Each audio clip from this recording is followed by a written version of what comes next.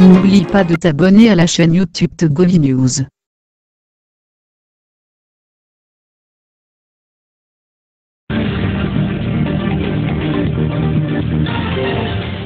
Madame, Messieurs, bonjour à tous, très heureux de vous retrouver ce matin sur la radio Taxi FM Lomé pour le décryptage de l'actualité socio-politique de notre pays. C'est avec Fioklou Adanglenou, le patron du journal L'Enquêteur, Joël Ega du journal Fraternité, Acha Ibrahim Tanouveau et Ambroise Fondo du journal des Guardians. Ensemble reviendront sur les grands sujets de l'actualité. Vous le verrez, on parlera social, on parlera également politique. Bienvenue.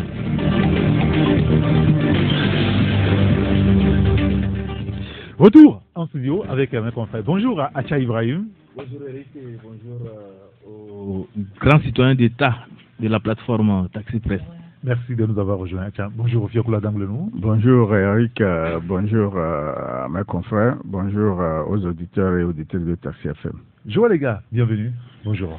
Merci mon frère.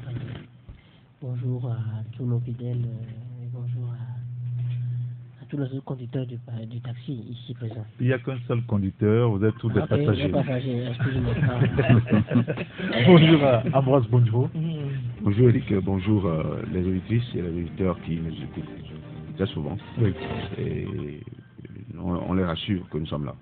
Oui, bien sûr, nous sommes là dans le taxi et on rejoint nous. Même si on est grippé, on est là, on sera là, on est toujours là. Merci pour la confiance à la radio.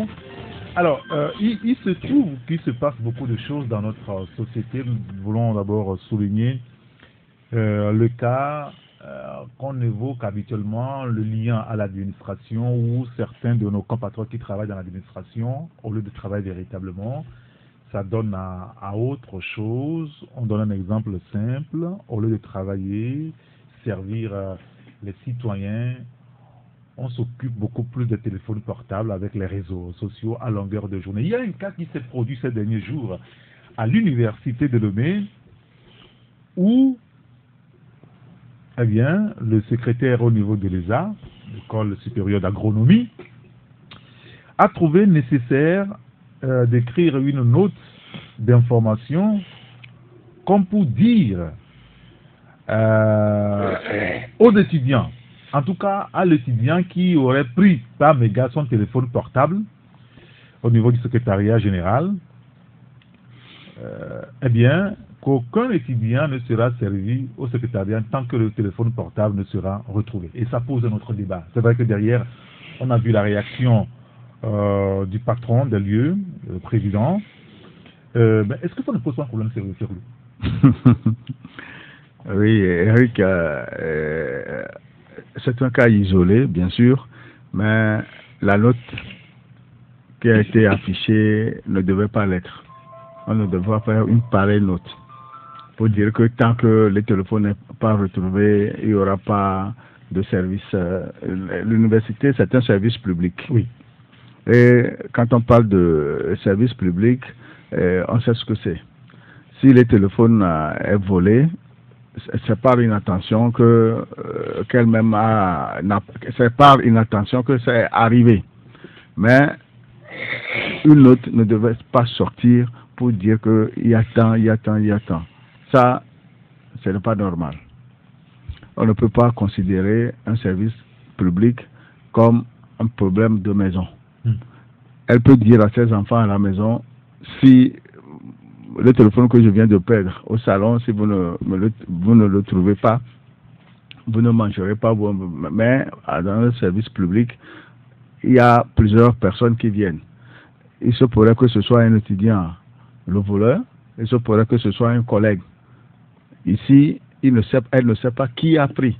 Mais prendre un communiqué comme ça, moi je trouve que ça dépasse les compétences de sa personne. Et d'ailleurs, le directeur de l'école supérieure d'agronomie, dans une autre lettre le lendemain après le tollé général que le communiqué de la secrétaire a provoqué, a écrit un communiqué dans lequel le professeur Sogbedi dit que, eh bien, Madame Kalgoura, c'est elle la secrétaire de l'école supérieure d'agronomie, dit qu'elle a affiché, donc, elle a publié une affiche faisant part du vol de son téléphone portable qu'elle attribue sans preuve aux étudiants de la dite école.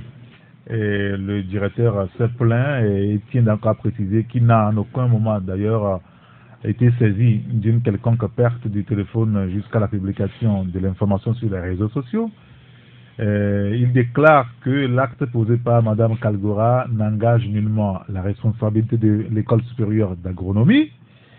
Le directeur a condamné dans le communiqué avec la dernière rigueur, c'est ce qu'il a écrit, l'utilisation par Mme Kalgoura à des fins purement personnelles des moyens du service public de l'enseignement supérieur, en particulier le papier en tête de l'école, donc de l'université, et le cachet du directeur de l'école, dont elle n'est pas dépositaire. Et en plus de ce que tu viens de dire, je peux ajouter ceci. Si Mme Kalgoura s'est permise de sortir une note sans avoir informé son chef hiérarchique, là, c'est une faute professionnelle. C'est une faute professionnelle. Elle ne peut pas se permettre d'utiliser l'enceinte et le cachet du dit établissement sans l'accord de son patron. Comme la note du patron l'a bien signifié, j'apprécie la condamnation. Ambroise Tondio, c'est ça aujourd'hui le service public aussi? Ça montre qu'il y a une certaine légèreté qui se lie dans la gestion des affaires publiques. Ça ne date pas d'aujourd'hui. Et vous vous rappelez de l'affaire des notes de l'université de Lomé et de la gestion qui s'en est suivie. Ensuite, des histoires qui sont produites au CHU de Sylvanus Olympio. Et aujourd'hui, moi, à la suite de ce communiqué qui a été publié par le directeur des lieux, je crois que chacun se prenne pour le patron dans son coin. La dame en question, ça laisse apparaître comme quoi elle a un certain nombre de pouvoirs. Et vous savez, oui. C'est la manifestation de tout le pouvoir. Il y a beaucoup de choses se cachent derrière les relations entre patron et secrétaire et autres. C'est que les femmes sont des âmes que je respecte beaucoup, mais qui déraillent très souvent quand elles ont un petit pouvoir. Vous allez voir des jeunes filles qui cherchent du boulot à faire. Il suffit de leur trouver une petite place. Vous-même qui l'avez amené, vous avez des problèmes. Et le gare à vous, si vous rentrez en langue avec elle pour des raisons autres que le travail. Oui, des raisons de sexe, je vais être clair. Deal.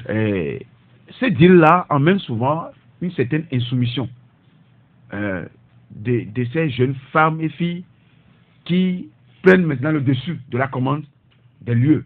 C'est partout. C'est ce que les gens traduisent par le harcèlement sexuel. Alors que, quand il s'agit d'harcèlement sexuel, la première à être victime, on pense que c'est les femmes.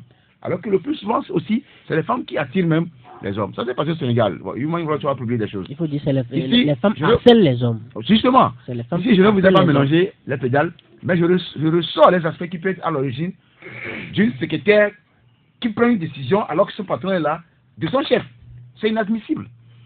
Donc, c'est pour dire que le directeur a bien fait de replacer son autorité au-dessus de tout. Mais c'est une certaine fragilité. Il étale quand même la fragilité. Ce scénario-là étale la fragilité de la gestion faite dans nos institutions publiques. Alors, et peut-être ESA n'est que l'arbre qui cache la forêt. Joël. Oui, mais Ambroise a bien chuté. ESA n'est que, ce n'est pas peut-être. ESA n'est que l'arbre qui cache la forêt. Parce que là, il se pose carrément un sérieux problème d'État. C'est-à-dire que quel est le visage que laisse aujourd'hui notre administration? Je voudrais là parler de la culture d'entreprise. Parce que c'est un peu comme l'armée. Quand on te recrute, avant de rentrer dans l'armée, il y a un stage, on te fait passer un stage, tu romps avec la vie civile. Oui, bien sûr. Tu romps carrément avec la vie civile. on remodèle ton comportement. Ça n'existe pas. Ça n'existe pas dans notre administration. C'est-à-dire, on prend la personne de la maison. Déjà, je parle du recrutement même.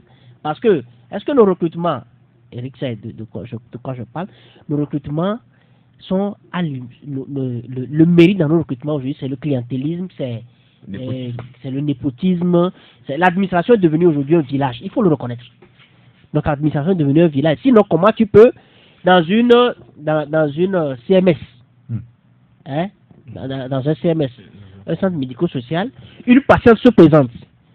On dit, madame, quel est votre nom? Elle dit, elle s'appelle Patience. Vous savez comment on a écrit Patience? Non. Celle qui se réclame, hein, d'être détentrice d'un pack. Elle écrit Patience, P-A-S-I-E-N-C-S-E. Patience. Des fois, quand moi-même je me présente, mais attendez, je me suis présenté un jour dans les bureaux des impôts, avant qu'on ne mette en place l'OTR. Joël, on a écrit Joël, G-O-U-E-L-2-L-E. Est-ce que vous pouvez revenir?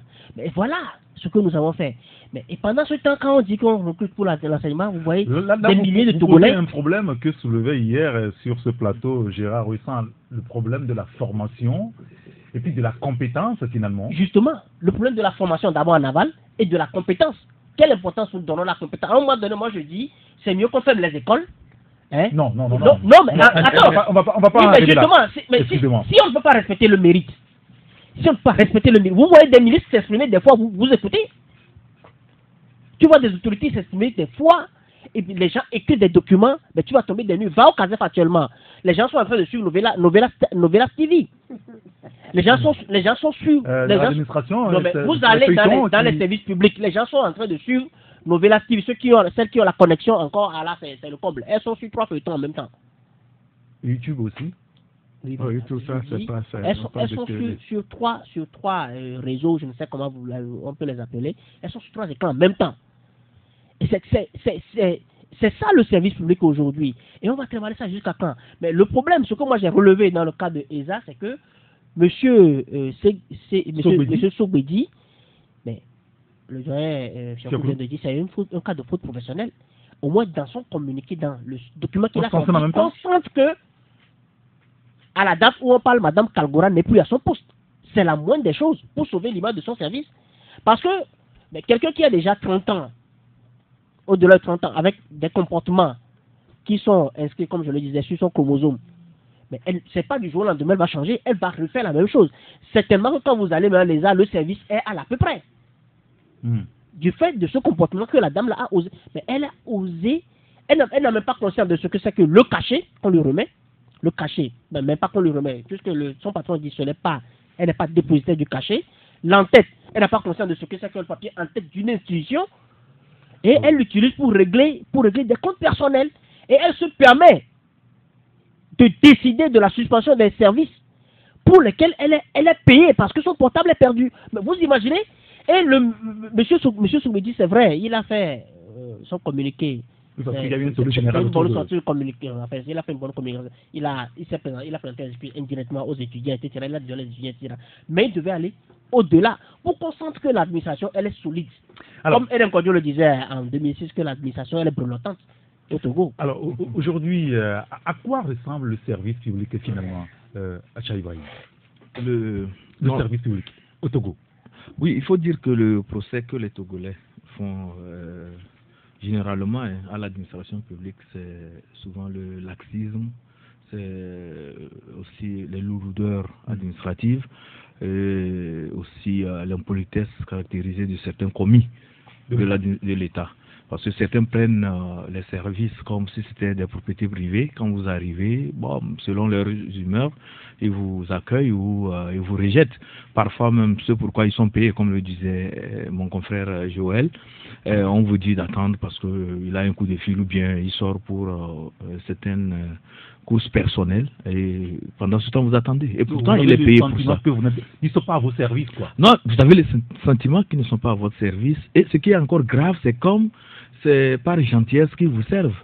C'est-à-dire que ce à quoi vous avez droit en tant que citoyen, mais on vous le fait, si c'est une il me prestation, semble que on vous le fait dans comme ce pays, on a si parlé de la réforme administrative. c'était par pitié qu'on vous le fait. Mais oui, On a il y a eu parlé. la réforme administrative, il y a eu des stages qui ont été, Il y a eu des journées portes ouvertes. des journées portes ouvertes, des stages qui ont été organisés à l'endroit des directeurs et même des secrétaires généraux de ces services. Il y a eu beaucoup de choses qui ont été faites. Même, je me rappelle, vers 2010, l'État togolais, le gouvernement togolais avait initié une série de formations avec le EC de Paris pour le renforcement des capacités des administrateurs et surtout de tous les commis de l'administration publique.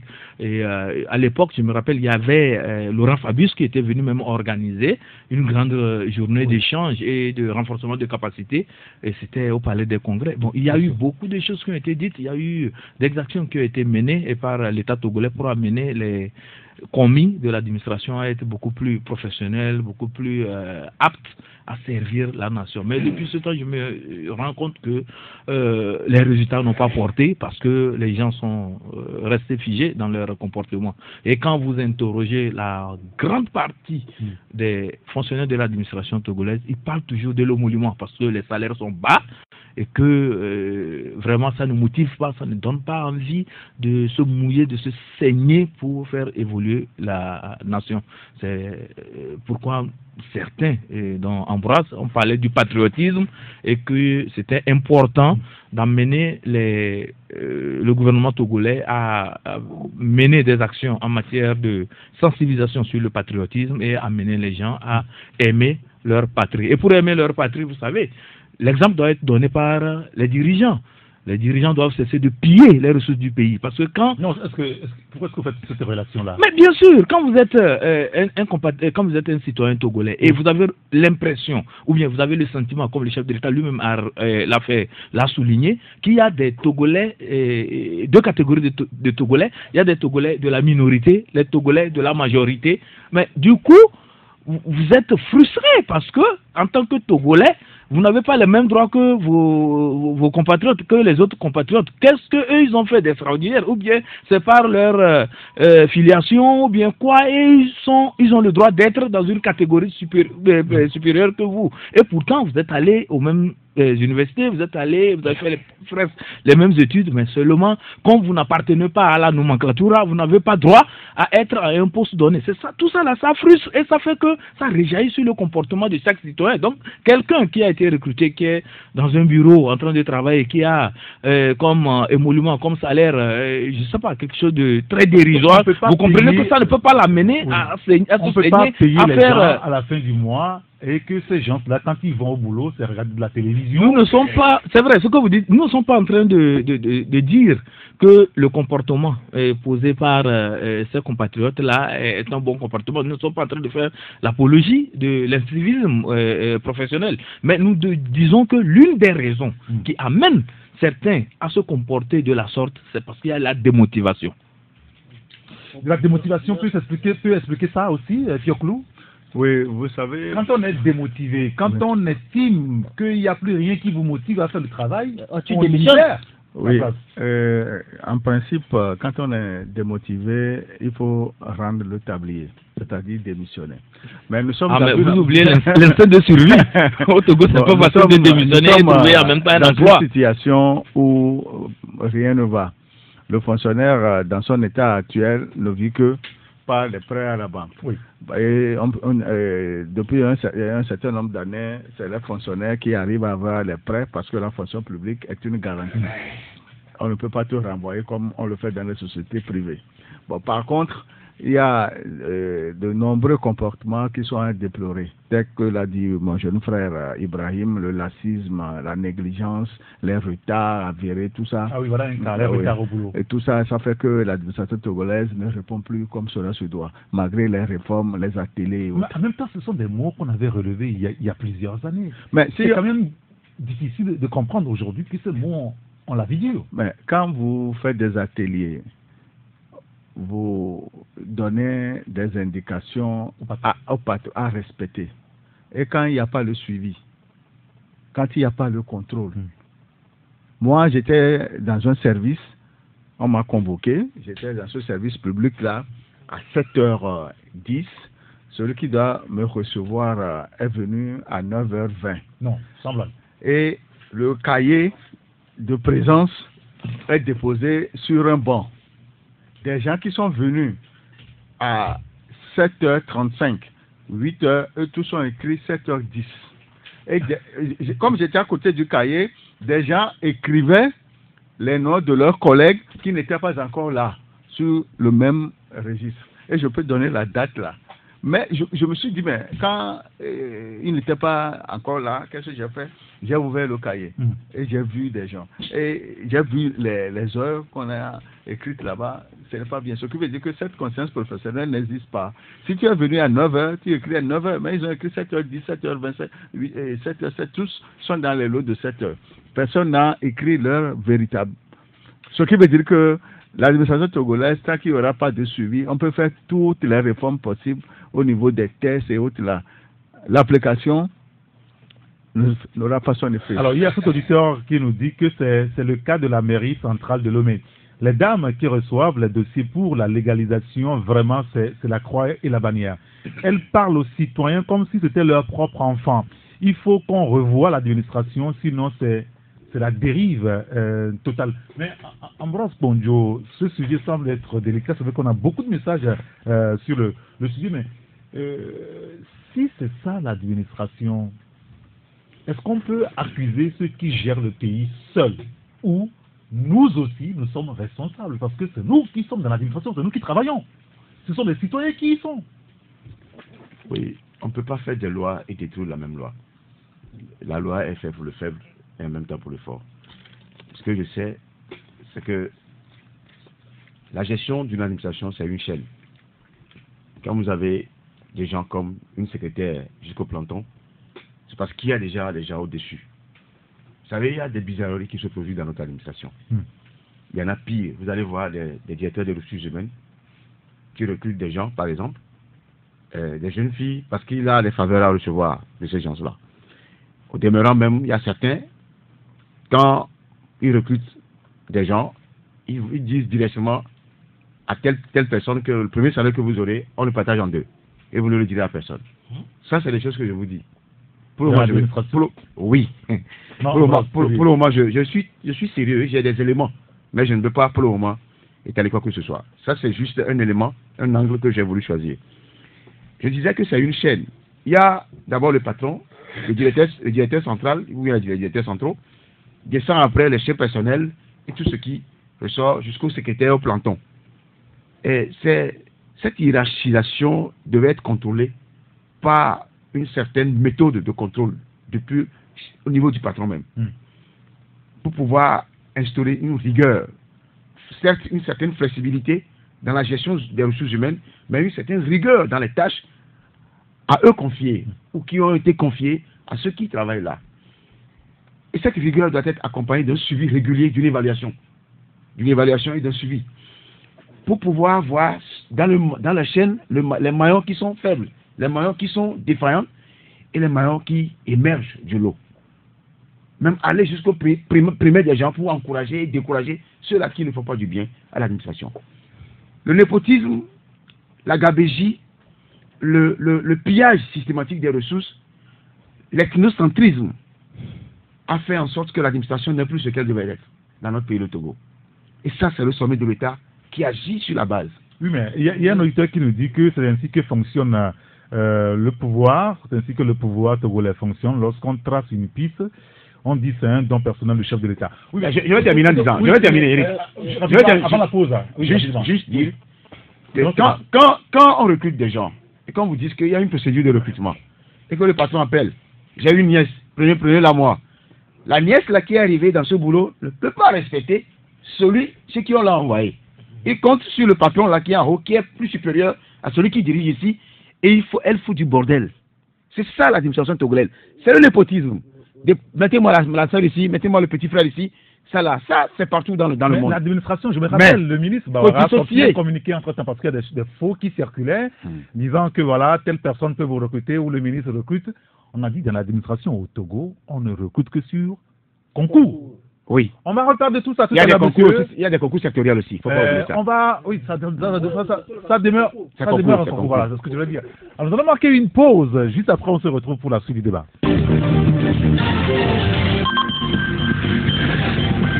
Retour en studio pour la deuxième partie de Taxi Press avec Fiokoulo Adanglonou, Joël Lega, Acha Ibrahim et Ambroise Ponjo. Je ne sais pas si vous voulez ajouter quelque chose à ce que disait Ambroise tout à l'heure, Joël. Oui, Ambroise parlait des concours, il y a des concours sectoriels. Est-il qu'il y a concours? Mais quelle gestion on fait de ces concours? C'est ça. Parce que, mais quand, il faut reconnaître que nous venons tous de quelque part. Hein? Même si tu dois mettre ton cousin à un poste, mais respecte ce que dit, ce qu'exige le poste. Il est compétent. Est-ce qu'il peut le faire? Moi, je vais vous étonner. Il y a un baron qu'on a sous-décrié dans ce pays.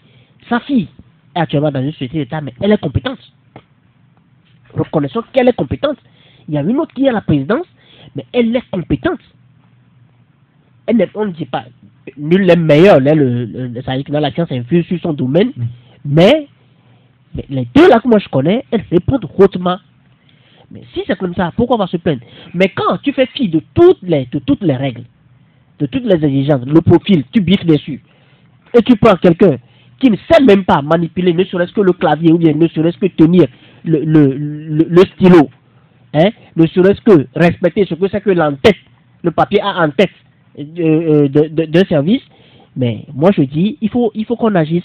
Et partant de là, moi je voudrais dire que en fait ce n'est que le résultat de, comme quelqu'un le disait tantôt, ce n'est que le résultat de la politique de nivellement vers le bas. Qui est-ce qui organise cette politique-là? Oui, la politique de nivellement vers le bas. Pour être bien aujourd'hui dans le parti au pouvoir, qu'est-ce qu'il faut faire? Il faut raisonner de façon niais. De façon niais. Est-ce que c'est au parti au pouvoir seulement? Non, moi je dis, attends. Pour le moment, c'est eux qui gèrent l'administration, c'est eux qui sont au pouvoir, c'est eux qui gèrent les marchés publics. Mais vous prenez les marchés publics, qui obtient les marchés publics aujourd'hui? Tous ceux qui répondent aux normes. Malgré tout ce que... Tous ceux qui répondent aux normes. Tous ceux qui répondent à quel norme? Allez demander à Kabou, à Kapou plutôt. René Kabou. René Kapou de la RMP. Mais il est dépassé. Il vous a dit ça? Il est dépassé, je vous le dis. Mais demandez à René Kabou. Je demande s'il est dépassé, La démission n'est pas de la question. Comment il va démissionner? Mais s'il est dépassé, tu trouves qu'il y a des interférences et qu'il ne fait pas bien son travail, il démissionne. Il essaie de faire ce qu'il peut faire. Mais les marchés gré à gré, c'est où? Pourquoi, par exemple, vous prenez la route de la voie de Dijolé. Oui. Combien de fois on va le refaire? Ça fait je crois la troisième fois, non? Que les machines sont retournées sur ce site-là. Mais ils sont déjà repartis, les machines, alors qu'ils ont éventré la voie. Ils ont éventré la voie. Mais est-ce que tu vas me dire, tu vas me dire que celui qui va le faire, qui va faire ce travail de façon excellente? Il y a quelques jours, on a vu les villes de Zère qui étaient là. Celui qui va faire ce travail. Est-ce que vous croyez que nos écoles, à qui nous donnons l'agrément, les écoles ne produisent pas des techniciens assez compétents pour faire ce travail-là? Il y en a. Hein? Est-ce que vous croyez que ces secrétaires qu'on a aujourd'hui, qu'on a dans ce bureau-là, qui sont plus sur WhatsApp, on n'a pas de secrétaires qui dorment à la maison, qui sont hautement compétents? Quand tu arrives et que tu es compétent, on t'harcèle, on t'envenime la vie au point que soit tu choisis la démission, parce que c'est les plus compétents même qui choisissent la démission. C'est les plus compétents qu'on pousse à la démission, parce qu'ils dérangent, parce qu'ils sont réfléchis. Hein? Juste parce que... Mais... Mon frère, je dis, tant qu'on cultivera le nivellement vers le bas, c'est ce qu'on aura. Mais ça ne peut pas perdurer parce que c'est pas pour rien que nous nous privons de s'offrir des plaisirs et on dépense notre argent pour envoyer les enfants à l'école. Alors, il y a un auditeur qui nous dit que lorsqu'on recrute sous le militantisme, sans tenir compte du niveau et de la capacité, c'est ce à quoi, c'est ce que ça donne comme administration, dans une administration où les gens refusent de partir à la retraite alors qu'ils sont admis à la retraite. Personne ne dit, bon, ça c'est un autre sujet qui est fondamental aujourd'hui. Mais comment c'est possible que ce soit le cas dans notre pays? Parce que ça fait quand même plusieurs années qu'on évoque le même sujet. Il y a une procédure pour être mise à la retraite. Déjà, à 6 mois, la fonction publique t'envoie un document et sur le document, vous avez tous ceux-là qui doivent aller à la retraite. Ça part du 1er janvier, 1er juillet, 1er octobre. Donc, vous avez toute la liste là. Et on vous donne 3 mois pour faire les formalités. Ce qui veut dire que vous ne devez pas être au service normalement, les formalités, etc. Le congé libéral. Le congé libéral qu'on l'appelle. Mais quand on sait que c'est comme ça que les choses se passent, et le chef service qui sait que vous devez partir à la retraite, automatiquement on doit former quelqu'un d'autre qui puisse remplacer celui-là qui part à la retraite, c'est-à-dire doit travailler avec lui pour que à son départ, il n'y ait pas de problème. Mais ça ne se passe pas comme ça. Il y a certains qui négocient des contrats. L'heure de la retraite vient, on signe un contrat avec lui. Ça se passe souvent avec les secrétaires généraux, avec les directeurs de cabinet et avec certains directeurs centraux. Oui. Or, quand tu travailles, tu fais 30 ans de service, tu dois aller à la retraite, et on parle de la relève de demain qui est la jeunesse. Or, beaucoup sont nantis de diplôme, mais qui sont à la maison. Bien. C'est ça aussi un phénomène auquel il faut trouver des solutions. D'accord. Il y a un auditeur qui nous dit le problème souvent, c'est que les directeurs centraux qui doivent contrôler ont plusieurs postes et ne sont pas souvent là. La fonction publique n'est jamais allée au bout de ces réformes.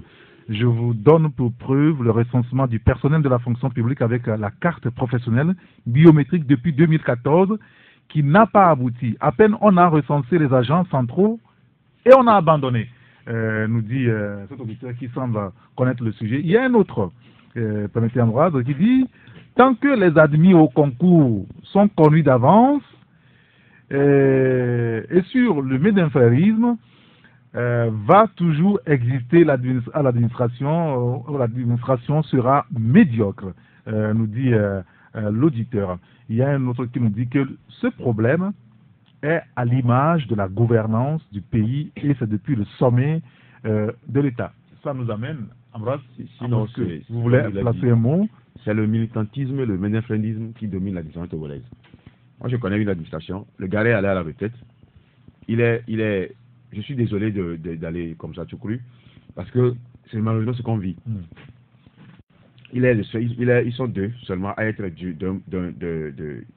pas être du parti.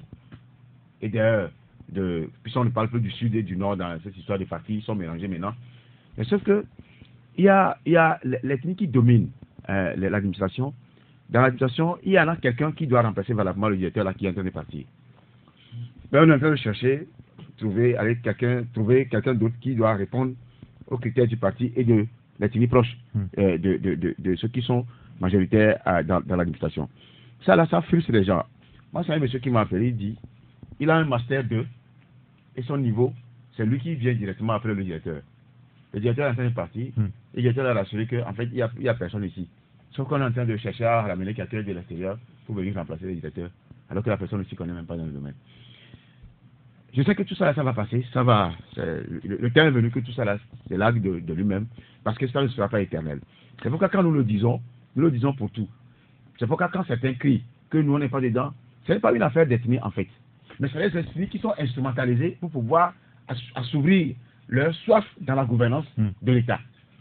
Les ethnies n'ont aucun problème entre eux. Mais ils le font sciemment pour pouvoir maîtriser les gens dans le parti et pouvoir dominer, pour dire que c'est temps, alors que entre ethnie et religion, il n'y a aucun problème. Alors, ça nous amène à évoquer ce sujet qu'on a souligné il y a quelques jours et on continue d'en parler. C'est au niveau du concours dans l'enseignement où on a vu quand même des jeunes se bousculer depuis des jours et des jours pour quand même déposer leur dossier pour se faire recruter comme enseignants. Ils seront directement versés sur le terrain.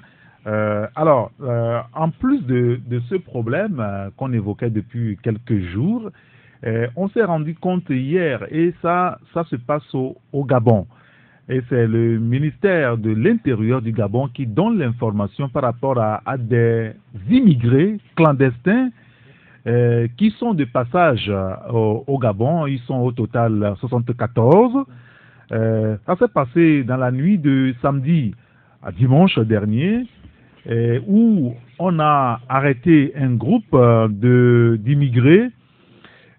Cette nuit-là, communique le ministère de l'Intérieur aux environs de 2 heures du matin, eh bien, les passeurs qui les avaient récupérés au large de Libreville, dans les pirogues de Fortune, les ont débarqués à quelques mètres du rivage inquiétés par la lueur des torches des patrouilles de la DGDI, les infortunés se sont abrités dans une cabane au bord de la plage. Alors, ce qui nous intéresse, c'est que parmi ces immigrés clandestins qui sont de passage, il y a 48 Togolais.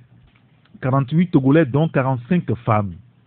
Il y a 15 Burkinabés, il y a 5 Béninois, il y a 3 Nigérians, dont un bébé de 2 ans, il y a 2 Guinéens, il y a un Malien, il y a un Nigérien. Ces immigrés renseignent les services publics gabonais, avouent avoir déboursé l'équivalent de 400 000 francs CFA chacun au départ de Calabar, pas personne, pour tout dire. Calabar, c'est au Nigeria. Au Nigeria, bien sûr. En dehors des jeunes femmes qui, elles, seront placées pour exploitation à raison de 100 000 francs par mois, et ce pendant 8 mois avant de recouvrer leur autonomie, selon la déclaration de 3 Togolaises interrogées au centre de rétention administrative à la DGDI. Alors, est-ce que ce sujet qui vient un petit peu compléter ce qu'on est en train de dire chez nous, je veux parler là bien du chômage, du sous-emploi, de la question de l'emploi des jeunes, est-ce que ce n'est pas l'expression d'un malaise qu'on est en train de vivre ici et finalement qui fait fuir tout le monde? Oui, il est vrai que les temps sont durs, la situation est difficile et chaque jour lutte pour son mieux-être et pour son bon vivre. Et il est vrai que sur la place, les gens préfèrent aller à l'extérieur pour avoir le goût de la bonne vie. Et le port d'embarquement ici, c'est Calabar au Nigeria. Ce qui veut dire qu'elles ont quitté le Togo pour le Bénin et pour le Nigeria, pour aller chercher une vie meilleure, ou en Afrique centrale. Et ça ne date pas d'aujourd'hui. Et nous savons que des bateaux de fortune, et bien des périodes de fortune quittent d'habitude le Nigeria, le Bénin pour Libreville, pour le Gabon. Et ces bateaux de fortune sont souvent pleins de sacs de maïs, sacs de gari et autres là. Bon, dans le cas d'espèces, c'est pour une exploitation dans la ville de Libreville et autres. Mais il apparaît clair que quiconque trouve inutile son existence sur le territoire national peut, s'il le désire, trouver mieux ailleurs. Tel est le cas. Si vous faites la comparaison avec ce qui se passe au niveau de la DRE, pour 2000 places, on a environ 20 000 candidats. Moi-même, je me suis rendu là-bas à 4 reprises pour aller dans un bureau. C'est avec difficulté que j'ai trouvé de place pour aller dans ces bureaux-là. C'était plein et c'était difficile de frayer un chemin pour y aller. Et avoir les jeunes et autres là qui sont là, il y a un grand paradoxe.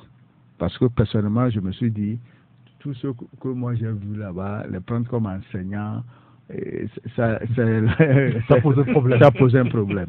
En tout cas, franchement parlant. C'est juste un dépôt de candidature pour participer dans un concours. Et moi, j'ai interrogé quelqu'un de la boîte qui m'a dit le dépôt c'est à 5 000 francs, mais avec les légalisations, ça peut faire entre 9 000 et 10 000. Et je lui ai demandé, mais si c'est environ 20 000 ou 25 000, on a fait le calcul, ça fait environ 100 millions. Ce qui veut dire que... Véritable pactole pour l'État. Et ce qui est bizarre en plus, tous devant la DRE, l'avenue, là, ça s'appelle l'avenue CRA, tu vas voir qu'il y a beaucoup de motos. Il y a beaucoup de motos qui sont garées contre le mur là-bas, mais ce sont les mêmes qui viennent pour déposer des dossiers. Ce qui veut dire que beaucoup ont cette moto-là pour faire des émigrants pour leur survie. Et quand j'ai appris hier sur cette antenne que il y a trop de émigrants à Lomé, je me suis dit, Michel Tchadia n'a pas menti. Acha Ibrahim, les Togolais n'ont pas de travail. Le chômage, on a la preuve la dernière fois avec ce concours-là. Ceux qui en ont marre sont en train de quitter le pays dans des conditions un peu troubles. Ces immigrés qui sont arrêtés aujourd'hui au Gabon, le ministère de l'Intérieur gabonais communique là-dessus. Est-ce que ce n'est pas l'expression de malaise? Je repose la question comme j'ai posé à Fékou. Non, effectivement, et personne ne peut nier que la situation est difficile au Togo actuellement, surtout nous traversons une crise politique, je peux dire socio-économique, une crise politico-socio-économique, oui, parce que tout est mêlé. Et vous voyez, la situation est très difficile actuellement. Quand nous interrogeons nos compatriotes, ce qui ressort, c'est la misère, c'est la pauvreté. Et l'État n'a pas réussi jusqu'alors à mettre en place des mécanismes pour pouvoir alléger le quotidien des Togolais. Des années qu'on parle de mécanismes, justement. Oui, quand nous parlons de mécanismes, il faudrait que ce soit des mécanismes efficients. Je vous ai dit toujours ici que tout ce que nous avons eu comme mécanisme au ministère du Développement là-bas, les gens ont pensé que c'était de l'acharnement. Très tôt, nous avons eu à dire que l'État ne peut pas fonctionner comme une ONG de village. L'État doit proposer des alternatives crédibles. C'est comme ça l'État. Mais vous donnez 30 000 francs aux femmes pour entreprendre. Voilà des femmes qui sont prêtes à débourser 400 000 francs pour aller au Gabon. À une femme comme ça qui peut débourser 400 000 francs pour s'exiler, pour aller au Gabon, vous lui donnez 30 000 francs. Mais qu'est-ce qu'elle va faire avec? Elle ne pourra pas utiliser les 30 000 pour faire quoi que ce soit. Nous avons dit à l'époque d'aller par typologie. Parce que si, dans certains milieux, certains peuvent prendre 30 000 francs, certaines femmes peuvent prendre 30 000 francs et faire des galettes de soja ou bien de bouillie à coups de bien quelque chose. Mais dans certains milieux, les gens ont dépassé le seuil de 100 000 francs comme argent de base. Donc il faut faire ça par typologie, savoir comment faire ces prêts-là aux femmes et voir leur capacité de remboursement et tout ça. Donc si c'était fait avec beaucoup plus de taxes, je suis sûr qu'aujourd'hui ce mécanisme-là allait porter des fruits. Mais aujourd'hui, quand vous interrogez les femmes, même celles qu'on affiche sur les affiches pour dire que le FNFI a marché, quand vous les voyez, vous voyez leur étalage, 30 000 francs, ils ne peuvent pas faire cet étalage. Ça voudrait dire qu'on nous fait de la fausse publicité et on nous tourne en rond. Parce que c'est un programme pour flouer les gens, c'est un programme à des relents beaucoup plus politiques. Le chômage. Bien sûr. Le sous-emploi. S'il y a un mécanisme efficient, je suis sûr que les choses allaient évoluer. Prenez le cas même des jeunes qu'on aide en entrepreneuriat et autres. Les gens ont fait des projets de 2 millions, vous leur donnez 200 000. Un projet, il y a beaucoup de composantes. Il y a beaucoup de composantes dans un projet. Mais quand vous lui donnez 200 000, il se perd. Il ne va même plus savoir ce qu'il faut faire avec. Et du coup, quand il utilise ça pour autre chose, après on dit qu'on l'a aidé, mais ça n'a pas marché parce que ce qu'il a demandé, il ne l'a pas eu. Donc il faudrait que l'État revoie ces mécanismes, ces approches d'intervention pour que les choses évoluent mieux. Pour le cas de nos femmes qui vont au Gabon, mais c'est connu c'est depuis la nuit des temps que les femmes quittent ici pour aller faire de la débrouillardise au Gabon. Le phénomène continue. Je ne refuse pas. Il n'y a pas longtemps, excusez-moi, mais il n'y a pas longtemps, on a vu cette vague de réaction des chefs d'État africains qui étaient émus par rapport aux images balancées par, je pense, CNN ou un média américain, par rapport aux immigrants en Libye. Mais il y a eu des résolutions. On a vu des footballeurs comme, comment il s'appelle, Didier Drogba et consorts. Il y a eu un grand sommet à Abidjan, si je ne me trompe pas, où on a pris des résolutions, des engagements. Mais quand on nous dit que le phénomène continue allègrement au sud du continent, alors on se pose des questions. Mais c'est parce qu'il n'y a pas d'alternative. Les gens ne veulent pas mettre en place des mécanismes pour pouvoir résorber un tant soit peu la pauvreté dans nos pays. Les gens préfèrent dépenser dans des programmes bling-bling à faire dormir debout et à émerveiller, je ne sais pas, à flouer les gens. Sinon, s'il y avait du concret, quand vous prenez par exemple le Bénin avec Patrice Talon, c'est vrai que tout récemment il a parlé du Bénin révélé. C'est un programme vraiment très ambitieux. S'ils trouvent les moyens, je suis sûr que les choses vont évoluer là-bas. C'est récemment que nous parlons aussi du PND au Togo. Mais il nous faut des moyens pour pouvoir dérouler cela. Mais l'expérience des programmes antécédents, le sort qu'on a réservé à ces précédents programmes, me dit que même avec le PND, s'il n'y a Ça pas... marchera pas. Mais s'il n'y a pas une volonté de contrôle, ça ne va pas marcher. Si vous donnez des milliards aux gens, les gens sont prêts à aller appeler des coquins, des copains, à leur faire signer des contrats comme ça, sans raison, sans une base juridique. On lui dit, vous aussi essayez de faire ceci, on va voir. Ou bien vous allez vous créer des marchés où personne n'y va. Vous dépensez des centaines de millions pour construire des marchés. Personne n'y va là-bas. Personne ne va animer ce marché. Comment le développement peut être au rendez-vous? Ça ne peut pas être au rendez-vous. Merci beaucoup. Donc il faut revoir la façon de faire les choses, et se remettre en cause, se dire que nous voulons travailler pour les populations, nous ne voulons pas travailler pour embellir notre image. Ambroise Ponjo, la question du chômage au Togo, Oui, elle est réelle aujourd'hui. j'ai toujours dit dans ce studio que les gens sont limités dans les innovations, dans les réflexions. Chez nous on dit c'est-à-dire que quand la personne est limitée, il n'a plus rien, cette personne n'a plus rien à donner. Il y a là des ministres qui sont au gouvernement, je n'ai rien contre eux, mais qui sont là fait 10 ans. Vous pensez que c'est pour du gratuit que les pays occidentaux comme la France, l'Allemagne, ils envoient des commis d'administration dans les pays. 3 ans après, ils sont débarqués, on les remplace. C'est justement pour éviter le détournement des fonds, le surplace et le manque d'innovation. Au Togo ici, quand vous dites qu'il faut remplacer ce gouvernement, c'est maintenant vous encouragez Fort Yatibé à leur faire un lit, un tapis rouge. Les gens souffrent dans ce petit pays de 7 millions d'habitants, qui est immensément riche. Le Togo est tellement riche que... En même temps, partout ailleurs, il y a de la souffrance, hein, Ambroise Ponjo, excusez-moi. Oui. C'est vrai que... Le chemin dont on parle, il y en a partout sur le continent. Tout ce que les Africains font, malheureusement, pas la faute des dirigeants, on est en train d'assouvir les besoins des Occidentaux. Quand on parle de filière, cette filière, je la connais très bien. Lomé, Cotonou, Calabar, Guinée équatoriale et Libreville. Bientôt, je vais publier un témoignage vivant d'une jeune dame dans le Guardian, très bientôt. Cette dame, je l'ai rencontrée, la ville de Calabar dont vous parlez. Il y en a même un village au Nigeria, là-bas, c'est des cannibales qui sont là-bas, où on mange les gens. Non, sérieux. Oui, je suis sérieux. Dans la zone Ibo, quelque part comme ça, là où, quand la jeune femme a commencé par parler, j'ai la chair de poule. Elles étaient 16 à monter dans une pirogue. C'est togolais? Au moins 7 sont décédés, il y a 2 Maliens. Il y a un témoignage vivant, quoi. C'est-à-dire qu'on a tiré sur des gens dans la mer. Quand ils étaient au niveau de la petite, ils voyaient comme ça. Quand ils ont vu les lumières comme ça au niveau de la Guinée équatoriale, du Gabon comme ça, les gens sont contents. Après, on a tiré, les gens sont sautés dans l'eau, ils ne sont plus revenus. C'est-à-dire que j'avais la frisson quand j'entendais ça. Et cette dame-là, je la connais très bien. C'est une battante. C'est pourquoi elle a eu la vie sauve. Elle est revenue.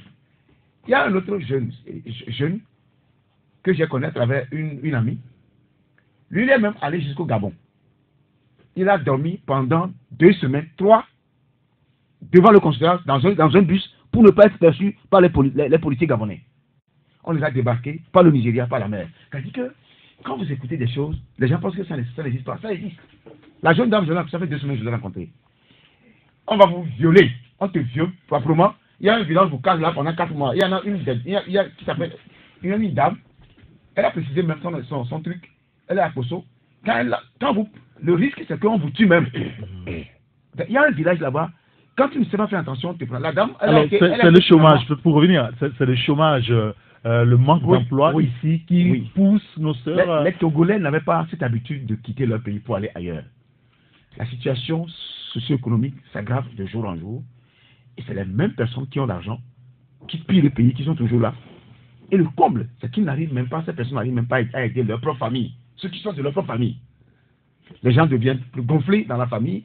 Ils s'entourent des voyous, des gangsters, et même la famille, le neveu, la nièce qui pourrait avoir gagné quelque chose, c'est-à-dire qu'on ne s'occupe plus. Ce qui veut dire qu'on se demande, que faut-il avec l'argent qu'ils détournent dans le pays? Ils envoient de l'argent dans les paradis fiscaux, qui aident les Blancs à gravir les échelons, et leurs enfants, leurs propres enfants. Il y a un ministre dans ce pays. Quand tu vois ces enfants, on dirait jamais que c'est un enfant d'un ministre. Donc, c'est dire que... Un ministre en fonction Il n'est plus ministre, mais il est un ministre baron. Très puissant.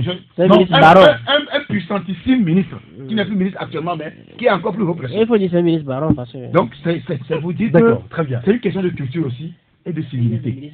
Je vais donner la parole à Joël maintenant sur ce sujet, la question du chômage. Non, mon frère, oui, la question du chômage, Eric, pour un gouvernement qui a une vraie vision, chaque année, on nous fournit les chiffres sur... Ah oui, parce qu'aujourd'hui, on n'a pas les données, les réels. Justement. Mais on n'a pas les données dont on les chiffres de la pauvreté varient. Oui, non, les chiffres de la pauvreté varient. Mais qu'est-ce qu'on a comme chiffre aujourd'hui sur la création de l'emploi? Est-ce qu'on a un chiffre sur la création de l'emploi? Est-ce que le patronat arrive à nous fournir des chiffres?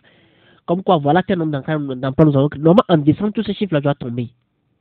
Bon, on est en train encore de mettre une idée. Peut-être tu vas voir en décembre maintenant.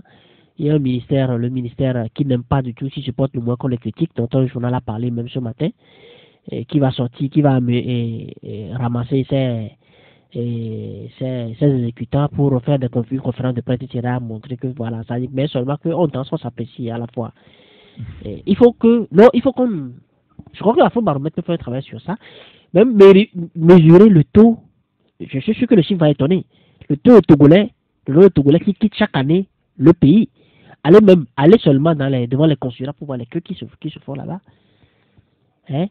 Ça, c'est l'immigration officielle. L'immigration clandestine. Le cas du Gabon. C'est-à-dire, tu vois, sur 75 personnes, 48 sont des Togolais. Oui. Et les 47 restants sont éparpillés entre les différentes nationalités. Mais ça veut dire que... Oui, donc 45 femmes togolaises. Mais c'est assez illustrateur de l'échec de la politique sociale. Jusqu'ici. Hein?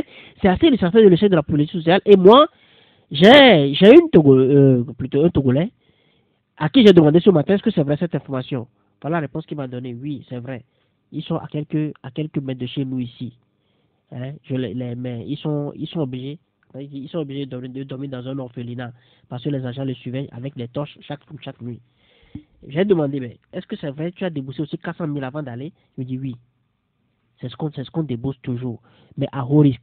Parce que, l'exemple, cette personne a quitté le Togo en juillet 2013, en pleine campagne législative, et bon, il m'a rien dit.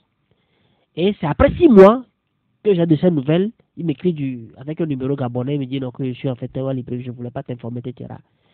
Mais le paradoxe, c'est pas le paradoxe, c'est ce qui est patent. C'est qu'en 2015, la même personne a envoyé de l'argent pour qu'on lui accueille un terrain. Pendant qu'il se cherchait ici. 2 ans plus tard. 2 ans plus tard. Alors vous voyez que la comparaison, elle est facilement. Ça y est, le choix est vite fait. Ces femmes, tu leur demandes de prendre 400 000. Hein, ils vont aller peut-être chez un grand frère et dire, oh, j'ai essayé d'économiser 400 000, je veux faire des affaires. Même quand le cœur est à l'âge, c'est que pour faire le béaba de l'entrepreneuriat, c'est quoi? Tu identifies le besoin. Oui. Le besoin, tu crées le besoin. Quand tu réponds au besoin, il y a des preneurs. Mais qui va venir prendre? Quand tu entreprends même quelque chose avec 400 000, tu vas venir prendre. Peut-être la première personne vient prendre comptant, avec l'argent comptant. Oui. Le second, la troisième personne, il vient prendre à crédit. Je veux qu'on poursuive ce débat-là tout à l'heure. C'est intéressant, mais après la pause publicitaire. Il est 12h03 sur Radio Taxi FM Lobé. Vous écoutez Taxi Price avec Ambroise Ponjo, Acha Ibrahim, Joël Lega, Fioclou Danglonou pour la 3e partie. Mais avant, la liaison avec la rédaction de Taxi FM, Hugues Vignon-Atiko. Bonjour Hugues. Bonjour Eric Gator. Alors, merci de nous rejoindre. Vous êtes au programme pour Taxi Midi à 12h45. Quel est le menu? Oui, le menu de la grande édition de la mi-journée sur Taxi FM, on parlera du réseau des journalistes panafricains pour la paix et la non-violence électorale J2PE qui a été officiellement lancé ce mardi à Lomé. On en parlera dans Taxi Midi. Bon prodigieux du Togo, 19 places au classement Dream Business 2019, ce qui fait du Togo le 2e pays réformateur en Afrique après le Rwanda. La cellule climat des affaires a présenté hier lundi à la presse les particularités qui sont celles du Togo dans ce rapport. Et puis, douane nationale, marine nationale, c'est la grande affiche du match d'ouverture au programme cet après-midi pour l'ouverture de la 34e édition du championnat militaires et paramilitaires de football, édition 2018. Le rendez-vous est pris à 12h45. 12h45 avec Hugues Vignon-Attico. Merci beaucoup Hugues, à tout à l'heure. Retour en studio. Joël, juste un mot encore. Oui, justement, Hugues parlait tantôt de Doing Business, du rapport Doing Business qui nous met en transe. Mais le Doing Business, ce rapport cache d'autres réalités. Donc, par exemple, celle-ci. Il y aurait, par exemple, ce serait facile d'entreprendre au Togo que les dames là, quelqu'un qui a économisé 400 000 francs, va choisir aller à l'extérieur plutôt que de le rentabiliser ici. Et quand tu parlais tantôt tu parlais tantôt du chômage, les 200 milliards qu'on a consacrés à la création de l'emploi, 200 milliards c'est le minimum qu'on a consacré depuis qu'on a voulu faire le programme national. Puisque le programme national de développement dont on parle actuellement, ça existait depuis, hein. Ce n'est que du réchauffé. C'est de là qu'on a découlé le programme national de développement à la base. Hein? Ça veut dire que le document existait depuis. Et je voudrais, excuse-moi, pour chuter, parler du G20 auquel on a participé. Le G20, le milliard que l'Allemagne veut donner, hein, c'est quoi? C'est pour lutter contre ce phénomène-là, l'immigration. C'est pour permettre à ces États-là de cantonner ces pays-là qui sont souvent, où les candidats partent facilement. Mais vous allez voir que quand on a été au G20, est-ce que le Togo a obtenu le moins de contrats? À part le contrat avec Siemens que la société a déjà préparé ici, qui était déjà acté, on est parti, on a juste délocalisé la signature, on est allé signer là, ça là-bas. C'est la même chose, c'est un contrat qu'on a signé. Non mais attends, excuse-moi. Oui, est-ce que nous avons... Mais tu vas sûr. Oui, mais est-ce qu'on l'a obtenu en convainquant les investisseurs allemands à Berlin? Ils viendront quand? Les pays sont partis avec des contrats.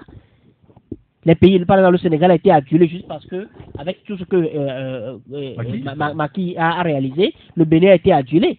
Hein? Ils sont partis avec des contrats. Le Ghana a été adulé. Bon, maintenant, moi, je dis... le paradoxe, c'est que tu vas voir sur une chaîne allemande, que ça a été envoyé, enfin, pour le peu d'allemand que je comprends, parce que j'ai demandé après, on a traduit le reste. Heureusement que je n'étais pas... J'ai compris l'essentiel. Mais ils disent que non, d'accord, on va aider les pays, mais on ne peut pas investir, on ne peut pas aider des pays qui s'accrochent à l'autoritarisme où la démocratie, la gouvernance démocratique n'est pas encore totalement acquise jusqu'à la base. Hein? Et vous voyez, c'est la raison pour laquelle les Allemands ont choisi plutôt par la GIZ, d'aider plutôt les Togolais à la base, c'est-à-dire les artisans, les aider à se prendre en charge, plutôt que de remettre l'argent dans les mains. Vous allez voir, on aura tout le mal du monde pour obtenir le seul euro de cet argent. Bon, en tout cas, on souhaite le meilleur pour notre pays. Non, mais combien de financements on n'a pas obtenu? Est-ce que ça a changé quelque chose? Oui, pour social. Oui, il faut remarquer que le gouvernement a fait des projets pour créer des emplois. Mais malheureusement, le résultat escompté n'est pas encore là. Et il faut aussi reconnaître que c'est le secteur privé qui crée l'emploi.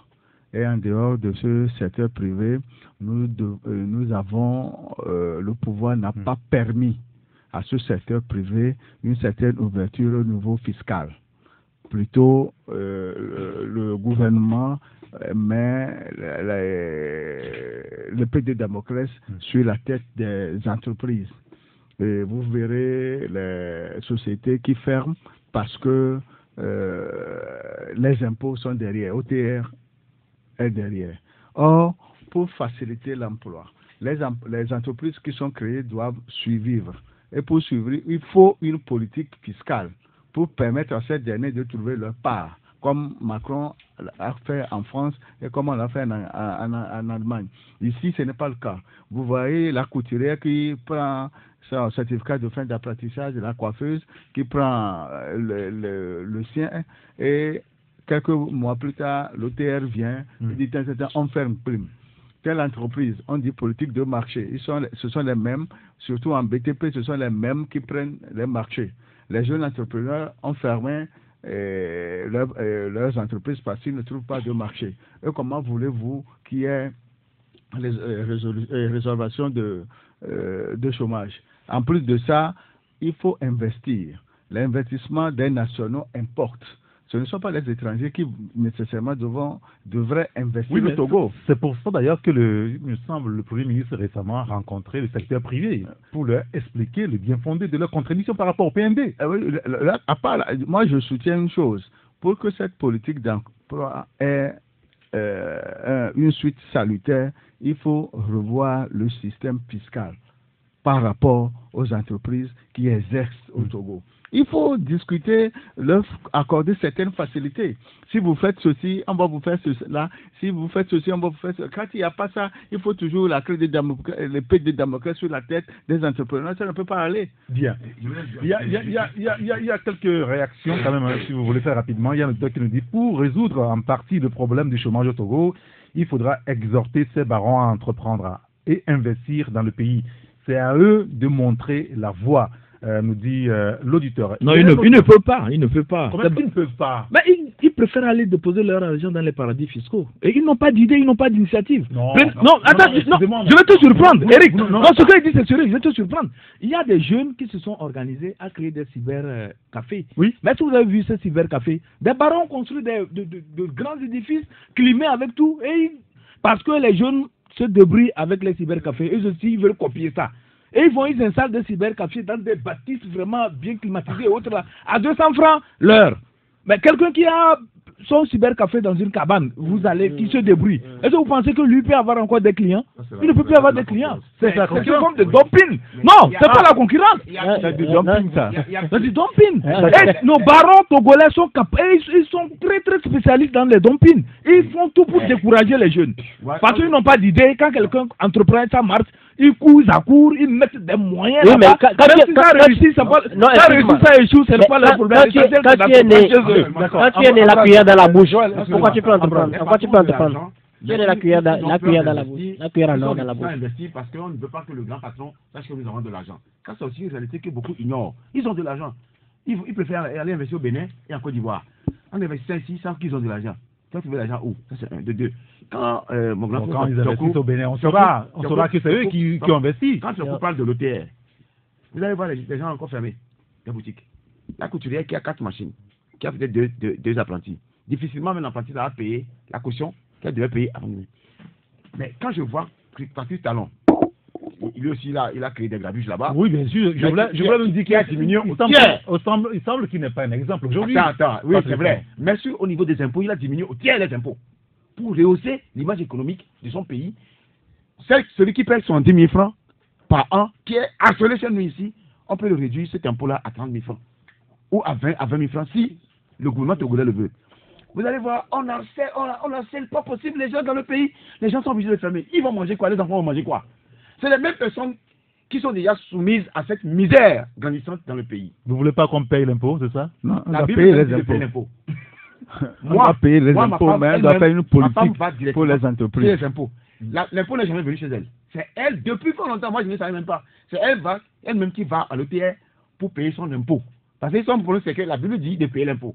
Et bizarrement, elle n'est pas gênée quand les gens viennent, parce qu'on sait qu'elle est à jour. Mais je dis que l'impôt, il faut voir si la personne a 2 séchoirs, 3 séchoirs. La personne peut avoir 4 séchoirs. Mais si le travail ne vient pas dans le milieu, vous prenez l'argent, elle ferme, c'est fini. Monsieur, il y a d'autres réactions de l'auditeur. Si vous permettez, moi je vais parler du pouvoir d'achat. Il faut tout faire pour amener les Togolais à pouvoir consommer, à pouvoir avoir les moyens pour pouvoir consommer. C'est ça l'essentiel. Parce que quand vous prenez les 2 classes, les 2 catégories de Togolais, la minorité, elle n'est pas grande, mais la majorité, mais ils sont très nombreux. On n'a pas de classe moyenne. Mais on n'a pas de classe moyenne. Et dans la minorité, mais on peine à pouvoir s'acheter même la bouillie le matin, vous comprenez. Donc, vous voyez, avec cette pléthore de gens qui font partie de cette minorité, on ne peut pas prétendre aller vers un pouvoir d'achat qui puisse encourager l'entrepreneuriat dans notre pays. Donc, il faudrait faire un effort pour qu'il y ait une redistribution équitable des ressources du pays, pour amener les populations à pouvoir disposer d'un pouvoir d'achat et à consommer. Cela va amener vers le développement. On va parler politique, messieurs, très rapidement, avant de donner la parole aux auditeurs dans une dizaine de minutes sur le 93 96 99 99 ou le 99 20 09 59 pour le direct, ou ceux qui souhaitent nous envoyer un message. Vous le ferez par WhatsApp sur le 90 71 49 62. Alors, cette réaction de l'auditeur sur le sujet du chômage au Togo. Il dit le problème du chômage au Togo est une faillite de ce gouvernement. Il faut aujourd'hui dénoncer cette façon de naviguer à vue du pouvoir togolais. Nos ministres sont incompétents, sinon comment peut-on comprendre que tous les ministères ont tous presque besoin de personnel. Les salaires très bas, inchangés depuis des années, le plus bas pratiquement de la sous-région, et qu'on ne puisse pas recruter les agents de la fonction publique très souvent. Il y a un problème, dit-il. À partir de l'année prochaine, par exemple, une grande partie du personnel de la fonction publique partira à la retraite. Je vais dire tous ceux qui sont de la génération 1959 ou 60 partiront. Et ils sont très nombreux. Mais pourquoi la fonction publique ne renouvelle pas? Franchement, c'est une situation entretenue volontairement par ce pouvoir, dit cet auditeur. Il y a un autre auditeur qui nous dit que la politique, en tout cas la jeunesse du Togo, ne croit plus en rien. L'espoir est perdu. Cette jeunesse survit. Le développement passe par la consommation. La population togolaise ne consomme pas, surtout quand c'est produit au pays. Au Togo, le secteur privé se résume à la communauté libanaise. La politique du Togo, c'est affamer la population pour mieux la contrôler, conclut l'auditeur. Et puis ce dernier, peut-être avant de donner la parole au confrère sur la question politique, mon frère a quitté le Togo pour le Gabon dans la situation que vous dénoncez. En moins de 2 ans, il a un terrain, un petit peu comme ce que vous racontez tout à l'heure, Joël. Oui. Il a un terrain en moins de 2 ans. Aujourd'hui, je vous assure, la maison est habitable, proprement. C'est ce que dit l'auditeur. Et ça nous amène à parler de la politique maintenant, avec ce qu'on observe depuis quelques jours. Vous savez que la coalition de 14 partis et le gouvernement togolais, en tout cas les 2 protagonistes de la crise, étaient en réunion au niveau du comité de suivi à Conakry ces derniers jours. Jusqu'à l'heure, il n'y a pas encore d'éléments probants sur ce qui a été dit, ce qui a été retenu véritablement. Mais est-ce que ça peut décrisper la situation, Fiokoulo Danglomou? Oui, moi je peux dire que le fait que le lieu de réunion soit délocalisé peut être porteur d'espoir. En ce sens que c'est en présence du facilitateur, du comité de suivi, ce qui veut dire que ce qui n'a pas été fait durant les 3 ou 4 réunions à Lomé, voilà ce que nous avons ce week-end, et sur les réseaux sociaux ou même au niveau des collègues, le centre des conversations, c'est le souhait que ça puisse aboutir à quelque chose de bon. Bon, on peut dire qu'il n'y a pas de fuite, puisque jusqu'à présent, personne ne sait ce qui se dit, bien ce qui est fait là-bas, et comme d'habitude. Or, quand les choses comme ça commence, il y a toujours des fuites. Mais cette fois-ci, on n'a pas eu de fuite, ce qui veut dire que on peut dire que c'est un peu sérieux par rapport à tout ce qui a été fait, par rapport à cette date du 3 novembre. J'ai espoir que on peut attendre la fumée blanche pour la suite des opérations. Joël, les gars. Oui, je crois que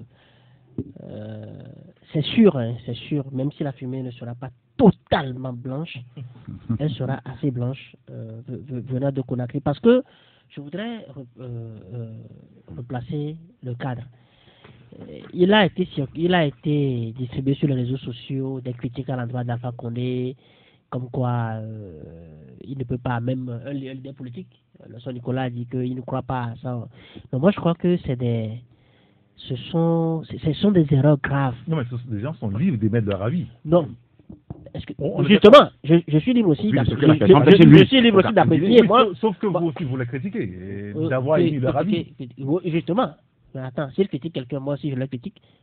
Nous sommes dans le débat. Donc moi je dis non, ce sont des erreurs parce que Alpha Condé, comme quelqu'un disait sur les réseaux sociaux, que Alpha Condé peut ne pas être prophète chez lui, mais il peut être prophète dans un autre pays. Et parce que je dis, les facilitateurs ont reçu une mission. Et au-delà de la CEDEAO, sachez que c'est-à-dire que c'est indirectement, c'est ceux-là qui contrôlent les 3/4 de nos fauteuils présidentiels dans notre pays, c'est eux qui ont donné mission à ces facilitateurs-là. Et l'objectif est bien clair. Réussir l'alternance au Togo en 2020. Alors, moi je dis, si aujourd'hui on patine sur ce point-ci, on fera tout pour que cela avance. Et obligation que le scrutin à venir soit inclusif. Et Alpha Condé le fera. Parce que quand nous comparons, quand nous disons qu'Alpha Condé qui veut préparer un 3e mandat, là, mais regardez comment Alpha Condé est arrivé au pouvoir. Alpha Condé avait à peine, je crois, 18%. 45% à l'autre. Voilà, 45% à l'autre. Mais le problème en Guinée est tout autre. C'est technique. Jusqu'à aujourd'hui, on ne veut pas des peuples au pouvoir en Guinée. C'est tout le problème de Guinée. Ils sont immensément riches. On ne veut pas des peuples au pouvoir en Guinée. Ils ont donc, tout, c'est pas la peine de leur donner encore le pouvoir. Justement, ils ont tout. Et ils sont majoritaires. Et 40% de la population guinéenne. Donc, on ne veut pas des peuples au pouvoir. Donc, c'est la démocratie, ça. Oui, mais justement, mon frère, c'est-à-dire que la démocratie sous les tropiques est différente de la démocratie dans les Pyrénées. C'est le que certains sont d'accord. Donc, moi, cela dit, et moi, je dénote que si ça bloque encore, si ça bloque jusqu'à Conakry, jusqu'ici, on n'a aucune information, c'est parce que le pouvoir est mis sous pression, ne veut pas céder. C'est aussi simple que ça, parce que tous les éléments de blocage aujourd'hui sont du côté du pouvoir. C'est le pouvoir qui bloque tout. C'est le pouvoir qui bloque tout. Donc, moi, je dis, ça traînera autant que ça traînera, mais est-il que le caractère inclusif de ces élections, soit elles sont inclusives, et si c'est inclusif, ça veut dire que la C14 a obtenu l'essentiel de ce qu'elle demande, ou elle ne l'obtient pas. Parce que si la C14 ne participe pas, je le dis toujours, mon frère, si on dit que, attends, les élections, si on dit que ces élections seront comme la bêtise de 2002, 2002 n'a pas été pour autant une bêtise.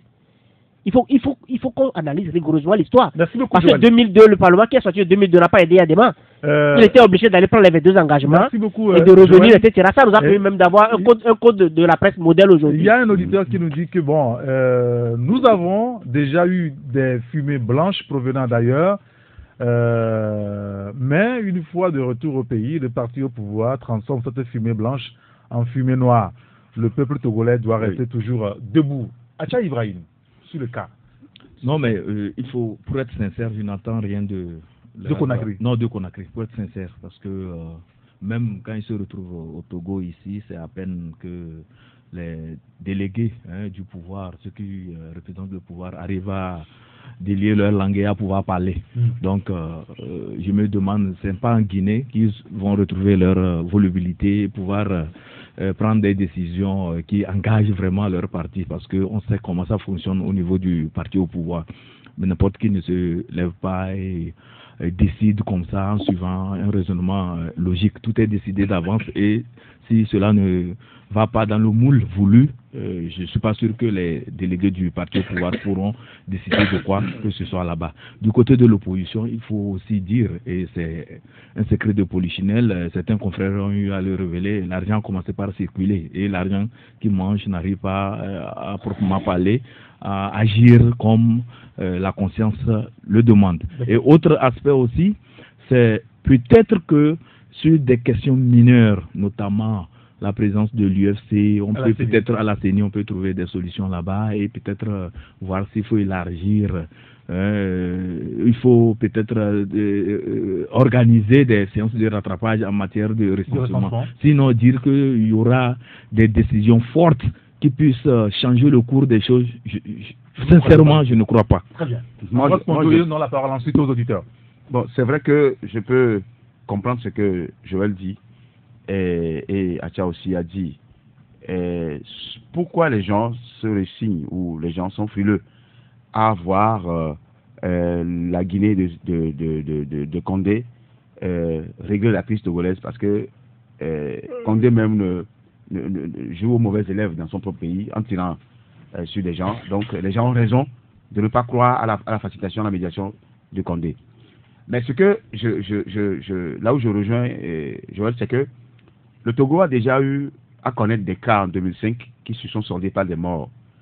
Et c'est la CEDEAO qui est le co-auteur, l'instigateur de cette histoire de plus de 1000 morts. Maintenant, est-ce que la CEDEAO va encore se permettre de dribbler la crise, de frôler la crise et de la laisser pourrir pour encore envenimer, pour s'envenimer demain et rejaillit sur les autres pays. C'est là où la Guinée a un rôle important. Il oublie qu'il est passé par le syndicalisme et l'opposition pendant plus de 40 ans. Donc quelqu'un qui a passé son temps à végéter dans l'opposition et qui se retrouve par enchantement à la tête d'un État, il ne peut que aider les autres oppositions, ne serait-ce que de façon objective, à sortir leur pays du trou. Ça, c'est le premier élément. Le second élément, vous avez fini là-dessus. Moi, cet auditeur qui a dit que le pouvoir, le pouvoir fait tout. Les gens s'entendent là-bas, ils reviennent même à l'interne ici, ils changent, ils transforment même ce qui a été décidé en leur faveur. Je crois que cette fois-ci, ça ne va pas marcher, parce que même s'ils le faisaient, ça va étaler leur visage, comme quoi, des 28 dialogues que nous sommes en train de faire connaître aujourd'hui, c'est le pouvoir qui n'a jamais respecté un seul engagement, des recommandations sorties de ces dialogues, et la sanction de la CEDEAO, je crois, ne va pas faire. Mais sinon, moi, personnellement, je n'ai pas foi à ces experts qu'on a envoyés pour venir auditer le fichier. On parle d'un Béninois, parce que j'ai eu des informations hier qui me font croire que l'argent peut passer par là à tout moment. Parce que le pouvoir corrompt tellement que ce n'est pas quelqu'un, vous le voyez en veste du système D qui ne va pas accepter 100 millions. Ce n'est pas tout le monde qui est corruptible. Je sais. Mais par exemple, qu'on corrompt, c'était professeur Badara Fall. Celui qui est l'expert en constitutionnel. D'accord. Lui, je l'ai vu. Même de visage, vous le voyez, c'est que jamais corrompu. Merci beaucoup. Mais celui-là qui est venu avec le système D, la veste du système D là. Merci beaucoup. On lui donne 30 millions, il prend, il fout le cas. On va maintenant écouter nos auditeurs, messieurs. Vous mettez vos casques. On écoute les auditeurs maintenant. Un premier au bout du fil. Allô? Oui, bonjour. Bonjour, cher ami. C'est M. Komi. J'aimerais, après mon intervention, M. Komi. Très bien. Après mon intervention, que vous me dites là où sont passés les titans de Dangote. J'aimerais intervenir sur le problème de chômage comme vous l'aviez débattu hier et faire certains calculs avec vous. Nos universités et écoles déversent au moins 50 000 diplômés par an. Et cela fait depuis, si ma mémoire est bonne, avril 2008, que date le dernier concours du recrutement à la fonction publique. Imaginez 10 ans fois les 50 000. Donc, on a au minimum 500 000 jeunes qui sont là, dehors, qui se cherchent.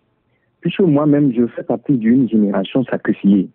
C'est-à-dire, après les diplômes, vous n'avez aucun débouché. C'est-à-dire, vous êtes là, vous ne savez pas quoi faire, vous revenez à la maison, les parents continuent pas à travailler et vous êtes là, vous leur dites « Papa, bonsoir, bonne arrivée ». Et ça continue. Non, il faudrait que ça s'arrête. C'est pour ça que je dis, c'est la faute au ministre de la fonction publique. Quand vous circulez dans tous nos ministères, il y a du matière. On peut recruter, mais on ne recrute pas. On passe par des contorsions, népotisme, comme vous venez de le dire, pour avoir des gens. Quand les jeunes qui se sont lancés dans le privé pour enseigner dans les écoles privées, ils prennent 35 000. Le pouvoir d'achat que nous avons, le carburant qui est à 550 fois 30 jours, peut-être tu paies 16 000 de carburant. Loyer 10 000. Ça fait l'électricité 5 000. Déjà, tu te retrouves avec 31 500 comme dépense à retirer de 35 000 comme le SMIC. Le Togolais ne vit pas. C'est ça la réalité. Si le gouvernement, avec l'intelligence de Bawara, je précise, Bawara est un génie, mais il utilise son intelligence pour faire de la foutaise au Togolais. C'est ça qui m'énerve. S'il peut revenir à de bons sentiments, au moins aider pour garder, comment dirais-je, une historique louable avant de partir. D'accord, très bien. Monsieur Komi, merci de nous avoir appelés. Merci pour votre réaction. On va prendre un autre auditeur. Allô? Bonjour, c'est un irrigateur. Oui, bonjour, Kanidek, nous vous écoutons. Oui. Bon, moi, j'aimerais revenir sur le problème au niveau de l'administration togolaise. Oui. Bon, comme beaucoup de gens l'ont dit, moi, j'ai toujours dit que une fois que vous mettez le militantisme au service de l'administration, vous ne pouvez vous classifier à ce genre de choses. Vous ne pouvez pas imaginer qu'une fois que vous voulez faire un papier au sein de l'administration, on vous demande si vous êtes de quel parti ou bien de quel parti. Après tout, ce n'est pas une question d'ethnie, c'est une question du militantisme. Donc, il faut que celui qui a les rênes de ce pays pense surtout à ça. Et c'est ça qui détruit même cette administration-là. Et on assiste à une mauvaise qualité de cette administration. D'accord, très bien. Merci. Merci beaucoup, Kaindek. Merci de nous avoir appelés. On prend derrière un autre auditeur, le troisième. Allô? Bonjour, monsieur Rick. Bonjour, cher grand citoyen d'État. Comment allez-vous? Bien, chez vous. Ça va très bien. Quel est votre nom? C'est monsieur Das de Tisségbé. Monsieur? Das. Das? Oui. Nous vous écoutons. Je salue tous les journalistes qui sont avec vous. Bon, j'aimerais savoir une chose concernant l'administration au niveau de la préfecture du Golfe. Entre le préfet et le secrétaire général, qui est plus le pouvoir. Si vous répondez à cette question, bon, j'ai fait un constat. Le secrétaire général de la préfecture du Golfe, habituellement, c'est à 10h, à 10h30, il arrive au service. Ah bon? Quand vous arrivez, oui. Quand vous arrivez, il y a beaucoup de noms qui l'attendent sous l'arbre. Et quand il arrive, il fait tout ce qu'il fait, tout en oubliant qu'il y a certains qui l'attendent depuis 7 heures. Donc tout ça, je pense que, comme l'a dit les confrères, c'est tellement frustrant et on doit revoir ce cas. D'accord. Donc, merci et bonne émission. Merci beaucoup, monsieur Das. Merci de nous avoir appelés. Il y a un auditeur qui nous dit justement, je comprends pourquoi Donald Trump qualifie certains pays africains de merde, nos soi-disant opposants, et qui se font en prenant des selfies. Vous avez vu ces images dans ces derniers jours. Allô? Allô? Oui, bonjour. Bonjour, monsieur Eric. Monsieur Kolani, comment allez-vous? Je me porte bien. Nous vous écoutons. Oui, nous allons parler de l'administration. Moi, j'ai eu la chance un peu de faire l'administration, mais ce n'est pas parce que c'est du militantisme, ou bien c'est de la médiocrité, ou bien c'est à côté de mon frère que je suis venu, que ta conscience ne va pas te gêner. Mais on ne peut pas être des humains et se soumettre aux humains, sachant qu'ils sont tous mortels. Mais lui, celui qui prend le pouvoir, doit être entouré de ses amis, parce qu'il a confiance en eux. Il doit être entouré de ses militants, pour mieux servir ce peuple. Mais il nous faut une transparence. Et c'est parce que chaque fois, nous parlons de militantisme qu'on sort, et les gens se plaisent dedans. Et certains se résignent pour dire, ah, je suis obligé de rentrer dans tel parti. Pourquoi? Vous êtes des humains, vous êtes des mortels. Il faut élever le débat. Il faut aider ce peuple-là, même si c'est pas mon frère. Moi, Kolani qui vous parle, oui, c'est à partir d'un an que je suis parti travailler au Caser, je n'ai pas fait, j'ai l'honneur. Mais c'est pas parce que je suis rentré que je ne dirai pas la vérité. Et si je dis cette vérité, les gens ne sont pas d'accord, il faut démissionner. Mais c'est pas parce que c'est par faveur que tu arrives là-bas que tu ne peux pas connaître la définition du rôle que tu veux rendre. Mais je ne sais pas comment aujourd'hui, je vous disais ce matin, au niveau du service d'établissement du certificat de nationalité, oui. Allez là-bas, vous voyez si c'est UNIF ou bien c'est l'opposition. C'est les Togolais. C'est des citoyens togolais. Et ceux qui travaillent là-bas, ils sont en train de servir le peuple togolais. Mais ça fait mal que des fois, cette unité, ce vivre ensemble là, mais on ne l'a pas. D'accord. La citoyenneté, ça pour parler, oui, Kolani, citoyen d'État. Citoyen d'État, mais il faut qu'on cherche la définition d'un État. D'un citoyen.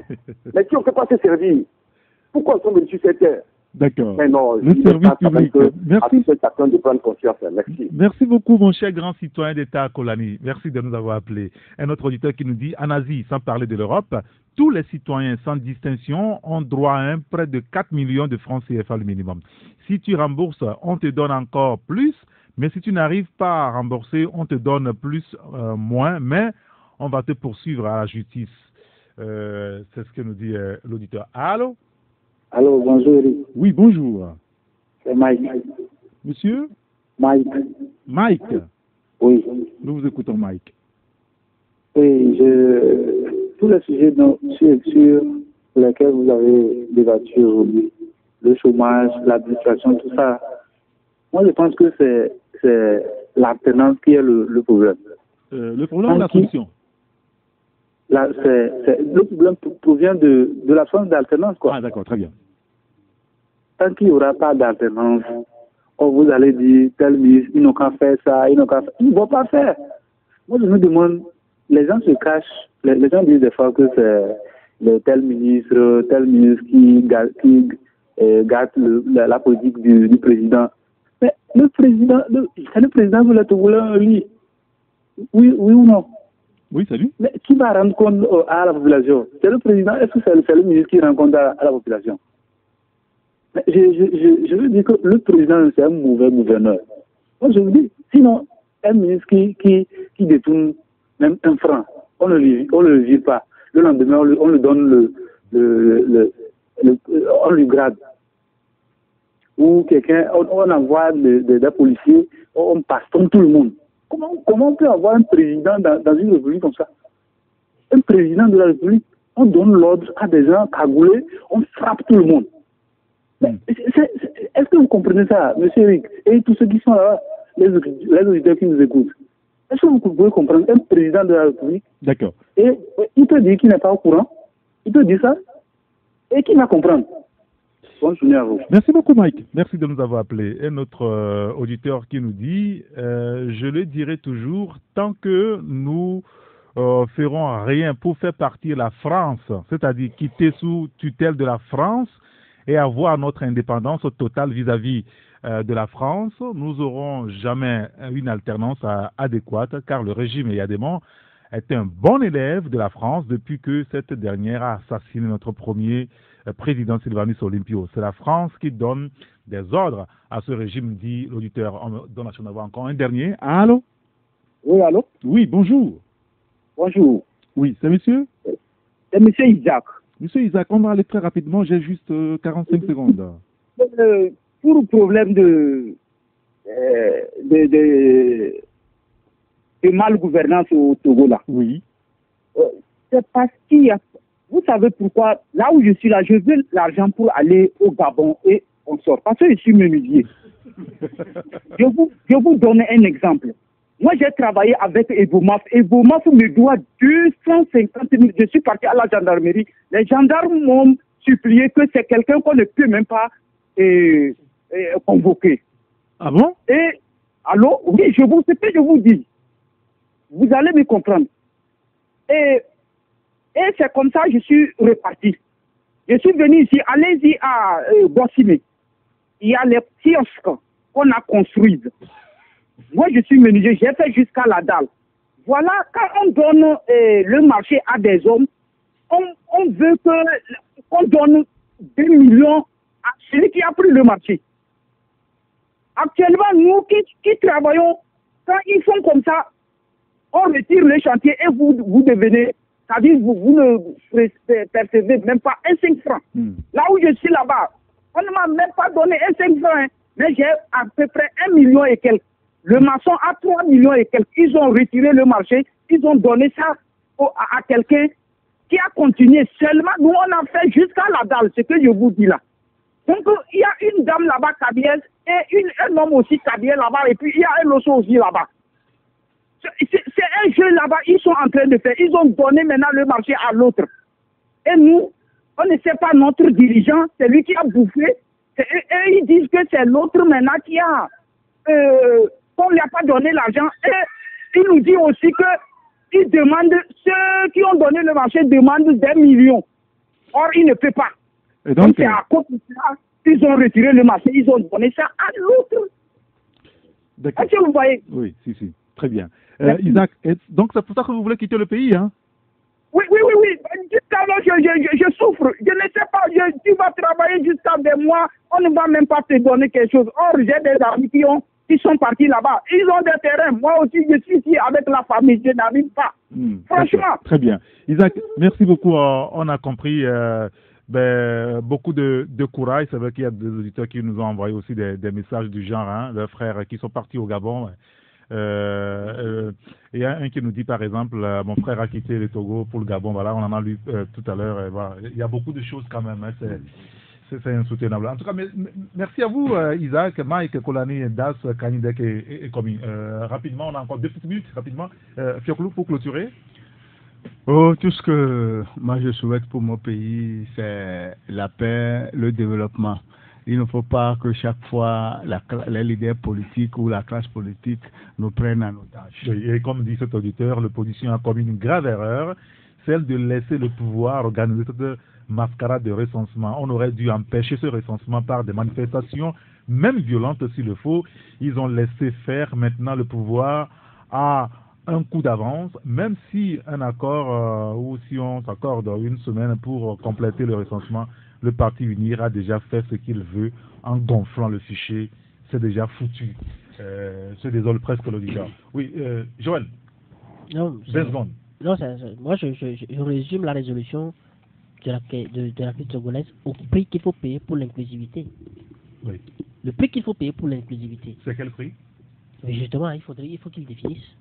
Et ce prix, enfin, le prix là, la C14 a déjà fixé. Il faut qu'on reprenne le recensement. Quand on dit que non, c'est qu'on a déjà dépensé de l'argent pour ça, on a demandé à personne d'organiser un recensement unilatéral. De toutes les façons, on a dépensé plus d'argent pour ça que ça dans ce pays. Non, moi je souhaiterais que le chef de l'État, M. Faure Gnassingbé, ne se bunkérise plus, qu'il soit accessible. Il s'est bunkérisé. Oui, il s'est bunkérisé parce que les Togolais n'ont pas accès à lui. Donc qu'il s'ouvre, que les Togolais, il y a des gens qui ont des idées pertinentes à lui proposer pour faire évoluer le pays. Donc qu'il s'ouvre aux gens que la nomenclature qu'il a pris en otage et qu'il le bunkérise cesse d'exister pour que les gens aient accès à lui et lui fassent des propositions pour la réussite de ce mandat social. Et puisqu'il y a un auditeur d'ailleurs qui pose la question, est-ce que le Togo a un dirigeant? Puisque tout le monde agit selon sa volonté. Ils prennent comme ils veulent, les ministres. C'est vraiment déplorable, conclut l'auditeur. Oui, Ambroise. Oui, moi, je voudrais juste insister sur le fait que vous avez un régime qui vous dit, qui vous trace l'itinéraire sur lequel vous voulez marcher. Donc vous n'êtes plus des opposants. Ça veut dire qu'ils ont bien fait de diversifier les rues, les marches dans toutes les rues de Lomé. Maintenant, on casse la marche à baie. Est-ce que tu as trouvé ce régime à baie? Vous voulez remuer un arbre qui est têtu, mais multiplier les rues pour les faire entendre raison. Là, les gens entendront de l'autre côté de la frontière pour savoir qu'il y a un problème qui se pose dans le pays. Pour la marche de la coalition là, moi j'ai entendu un monsieur sur une radio ce matin, il dit pourquoi il ne marche pas à Baie, à Zanguera, et à Didogomé, à Baie et partout. Il peut même sortir des militaires. Le gars a été clair. Mais sortez, occupez toutes les rues, là on saura que vous êtes en train de calmer quelque chose. D'accord, très bien. C'est comme ça. Ambroise, merci d'être venu pour le débat. Merci à Acha Ibrahim. Joël, merci beaucoup. Fioclo Alanglo, merci à vous. Merci également à Dia pour ceux qui assurent la coordination. Nous sommes tous nos auditeurs, tous ceux qui ont pu nous appeler. On nous a envoyé des messages. C'est pas facile de lire tous les messages. Merci quand même à vous. Appelez-moi Saint-Rigaton. On se retrouve demain pour une nouvelle aventure. Merci d'avoir regardé la vidéo. Abonne-toi et partage la vidéo sur les réseaux sociaux, Facebook et WhatsApp.